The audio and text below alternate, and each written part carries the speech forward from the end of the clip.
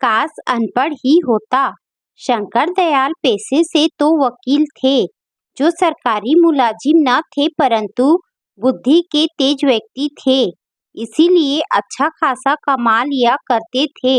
उम्र ज्यादा हो चुकी थी, इस कारण अब वकालत छोड़ दी थी और अधिकतर समय घर पर ही व्यतीत होता था। खाली वक्त में अखबार पढ़ना और जब कभी उससे भी मन की हताश दूर न हो तो अपने बड़े बेटे मोहन को बुरा भला कहना, यही थी शंकर दयाल की दिनचर्या। बड़ा बेटा मोहन भी उनकी बातों को दिल से नहीं लेता था, बस उनकी आदत है यही सोचकर बर्दाश्त कर लेता था। शंकर दयाल का घर पूरी तरह से सुख संपन्न था, क्योंकि दो छोटे बेटे सोहन रोहन सरकारी नौकरी पर थे। एक डॉक्टर तो एक पुलिस में था। महीने पर अच्छी खासी रकम घर पर आ जाती थी। इतना रुपया पाकर शंकर दयाल का दिल खुशी से झूम उठता था, परंतु जैसे ही उसकी नजर मोहन पर पड़ती वैसे ही उसकी हंसी गम हो जाती और वह अपने अनपढ़ बेटे को कोसने लगता था, क्योंकि वह चाहता था कि मोहन भी अपने भाइयों की तरह पढ़ लिख कर सरकारी नौकरी करे। परंतु शंकर दयाल के अथक प्रयास से भी मोहन का मन पढ़ाई में न लगा। अब तो आलम यह था कि हर रोज मोहन को गाली देना और घर का सारा काम मोहन से ही करवाना, यह सब शंकर दयाल की आदत में शुमार हो चुका था। जब कभी भी कोई व्यक्ति अपने बेटे की नौकरी लगने की खबर शंकर दयाल को सुनाता तो शंकर दयाल का गुस्सा मोहन पर 2 गुना फूटता था। मोहन की अब यही दिनचर्या बन चुकी थी कि खेत से चारा काट कर लाना और मशीन से काट कर जानवरों को डालना और घर का खाना भी बनाना और शाम को शंकर दयाल के पैर दबाना। इतना करने के बावजूद भी उसे इनाम में गालियां मिलती थी, परंतु फिर भी उसके मुंह से कभी भी शंकर दयाल के खिलाफ एक शब्द नहीं निकलता। जब कभी भी वो ज्यादा उदास होता तो अपनी माँ की फोटो को गले से लगाकर बहुत रोता, जो 2 साल पहले ही गुजर चुकी थी। एक दिन शंकर दयाल कुर्सी पर बैठे अखबार पढ़ रहे थे कि तभी शंभू एक मिठाई का डब्बा लेकर वहां आया और शंकर दयाल को वह मिठाई का डब्बा दिया। यह देखकर शंकर दयाल का चेहरा तिलमिला उठा, क्योंकि शंकर दयाल बहुत ही ईर्ष्यालु व्यक्ति था। किसी और की खुशी उससे बर्दाश्त नहीं होती थी, इसीलिए कोई भी व्यक्ति उसे अपनी खुशियों में शामिल नहीं करता था। शंकर दयाल ने बोए चढ़ाकर कहा, क्या बात है शंभू, आज तू बहुत मिठाइयाँ बांट रहा है। आखिर इस खुशी का कारण क्या है? क्या कोई लॉटरी लग गई है? शंभू ने प्रति उत्तर में कहा, बात यह है कि भैया, आज मेरे बेटे की पुलिस में नौकरी लग गई है। शंकर दयाल ने शंभू को अचरज भरी निगाहों से देखते हुए पूछा, क्या कह रहे हो? तुम्हारे बेटे की नौकरी लग गई है? वही बेटा जो 12वीं में लुढ़कते लुढ़कते बचा, वो आज पुलिस वाला बन गया है। अरे हमें तो विश्वास ही नहीं होता है कि उसकी भी नौकरी लग सकती है। शंभू ने नर्म भाव से कहा, हाँ भैया, उसकी ही नौकरी लग गई है, बस सब ऊपर वाले की कृपा है। आज मेरा बेटा पुलिस वाला बन गया है, इसी खुशी में आज हम लड्डू बांट रहे हैं। तब तक मोहन भी वहां आ चुका था। शंभू ने मोहन को देखकर डब्बे में से एक लड्डू निकालकर मोहन को देते हुए कहा, बेटा, आज बड़ी खुशी की बात है, तुम्हारा दोस्त रवि आज पुलिस वाला बन गया है। यह सुनकर मोहन खुशी से झूम उठा और खुश होकर शंभू से पूछा, क्या काका सच में मेरा दोस्त पुलिस वाला बन गया है? तभी शंकर दयाल ने मोहन को घूर कर देखा तो मोहन झटपटा कर एक कोने में खड़ा हो गया। शंकर दयाल ने आंखें गुरेज कर मोहन की तरफ देखते हुए कहा, देख ले, एक वो है जो पुलिस में लग गया और एक तू जो भैंसे चराता है। अरे कितनी बार तुझको समझाया कि पढ़ ले, तूने मेरी हरगिज न मानी। अरे तू तो बस इस धरती के लिए बोझ है, इससे ज्यादा और कुछ नहीं, समझा? शंभू को यह देखकर मोहन पर तरस आ गया। उसने नरम स्वर में शंकर दयाल से कहा, अरे भैया क्यों बुरा भला कह रहे हो मोहन को?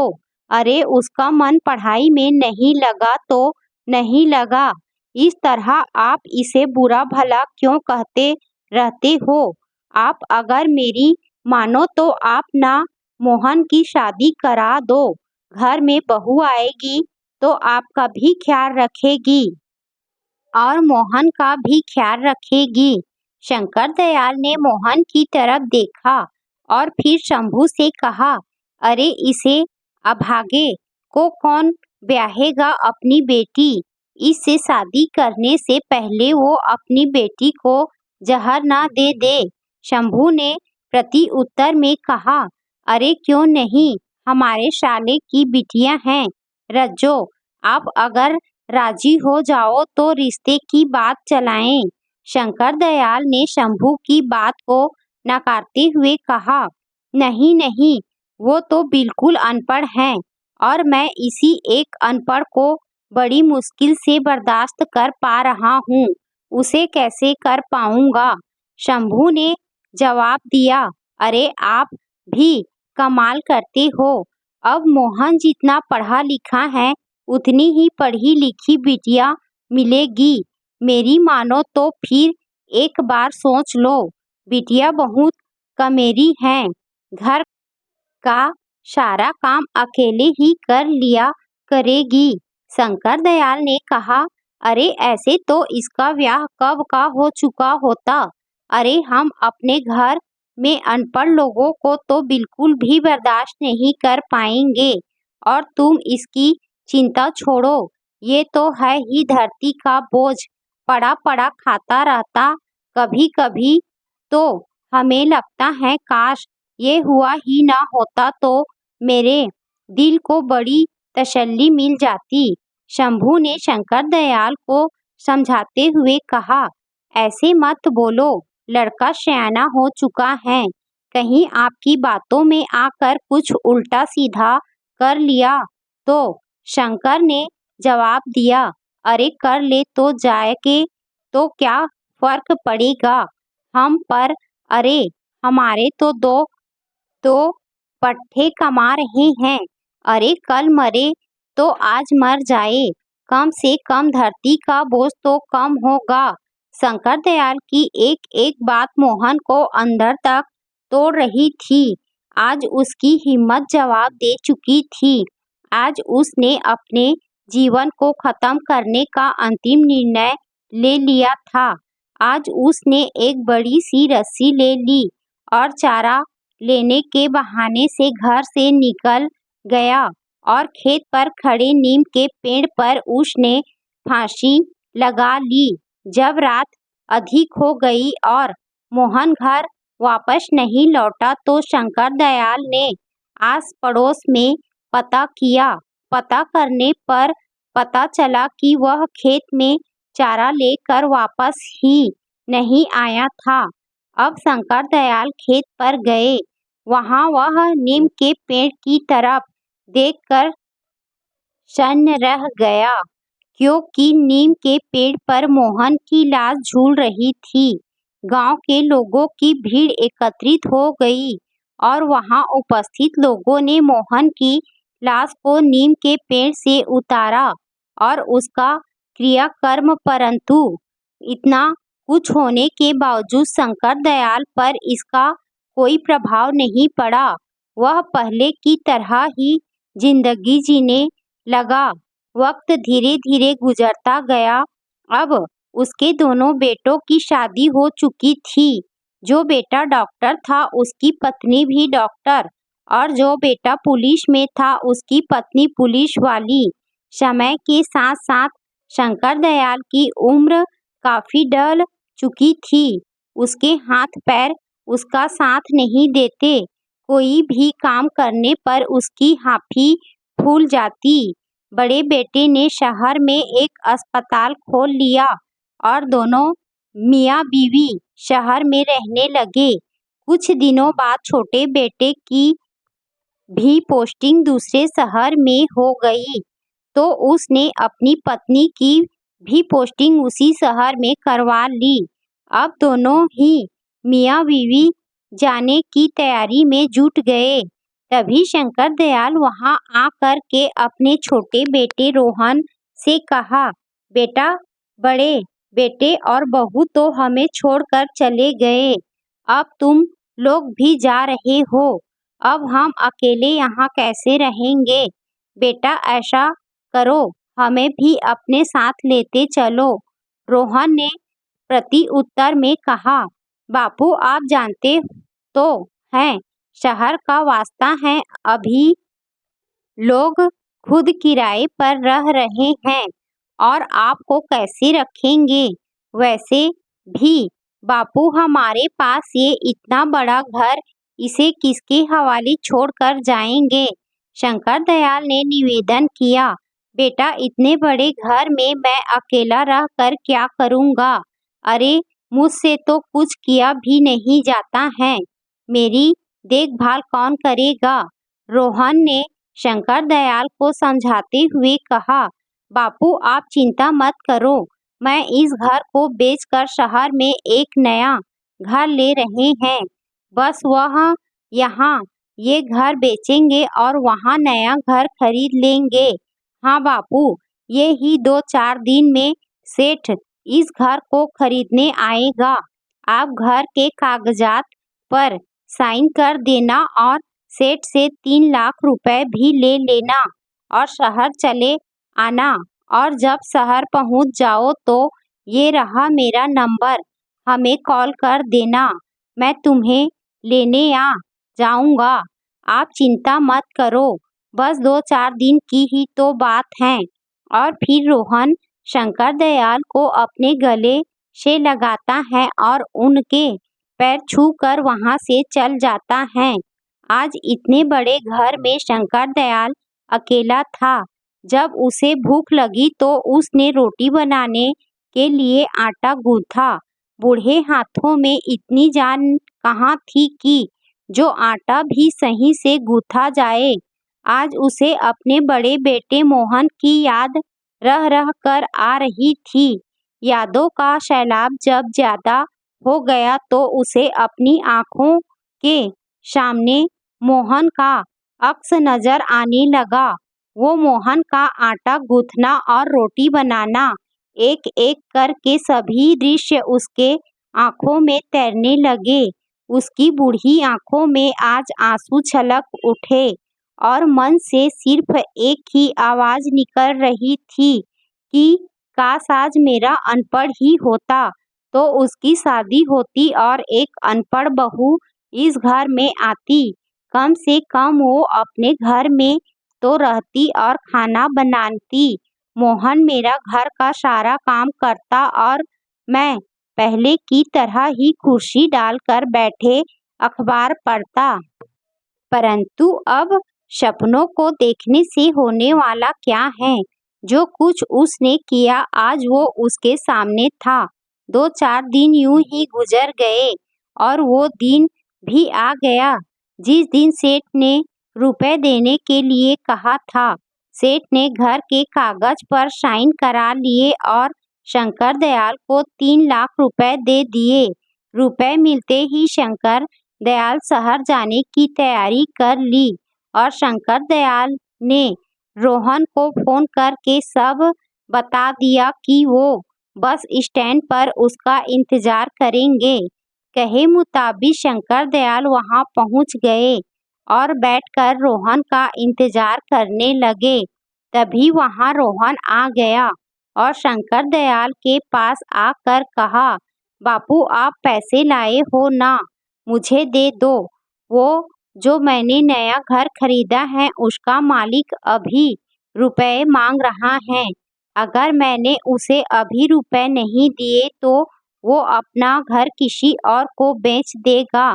शंकर दयाल ने रुपयों का बैग झटपट से रुपए रोहन को दे दिया। रोहन ने रुपए लेकर शंकर दयाल से कहा, बापू आप यहीं बैठो, मैं सेठ को अभी रुपए देकर आता हूँ। और रोहन अपने बापू को वहीं छोड़कर रुपए लेकर वहां से चला गया और शंकर दयाल वहीं बैठकर उसका इंतजार करने लगे। समय धीरे धीरे काफी बीत चुका था, परंतु रोहन अभी तक वापस नहीं आया था। शाम होने को थी। शंकर दयाल बहुत ही चिंतित था कि रोहन अभी तक नहीं आया। उससे रहा नहीं गया तो उसने एक राहगीर से वही फोन नंबर लगवाया जो उसे रोहन ने दिया था, परंतु फोन भी स्विच ऑफ आ रहा था। अब शंकर दयाल की चिंता और भी अधिक बढ़ चुकी थी। वो हताश बैठा ही हुआ था कि तभी उसे एक मोटर साइकिल आते हुए दिखाई दी जिस पर रोहन बैठा हुआ था। वह दूर से ही रोहन को आवाज लगाने लगा, परंतु रोहन शंकर दयाल को पास से देखता हुआ निकल गया। आज रोहन ने उसे बहुत बड़ा धोखा दे दिया था जिसकी उम्मीद शंकर दयाल को बिल्कुल भी न थी। अब शंकर दयाल वहीं बैठकर रोने लगा। अब अंधेरा काफी बढ़ चुका था। शंकर दयाल के पास 100 रुपए थे जो उसके घर वापिस आने के लिए किराए के लिए उपयुक्त थे। शंकर दयाल बस में बैठकर घर आ गया। घर क्या, गांव आ गया, क्योंकि अब घर तो सेठ का हो चुका था। अब उसके पास घर नहीं था तो रात को अकेले गांव की चौपाल पर बैठकर काफी देर तक रोता रहा। फिर अपने आंसू को पोंछकर उठा और हाथ में एक रस्सी लेकर उसी नीम के पेड़ के पास गया जहां मोहन ने आत्महत्या की थी। उसी पेड़ के नीचे बैठ के दहाड़े मारकर रोने लगा और रोते हुए कहा, बेटा मोहन, आज मेरे लिए खाना बनाने वाला कोई नहीं है। आज तेरा बाप इतना बूढ़ा हो गया कि अपने हाथों से अपने लिए खाना भी नहीं बना पाता है। आज बहुत अरसे हो गए हैं तेरे हाथ का खाना खाए।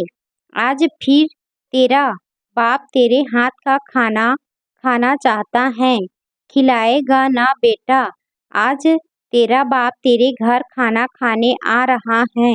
तू अपने इस अभागे बाप को अपने घर में स्वीकार करेगा ना? कहीं अपने भाइयों की तरह मुझे निकाल मत देना।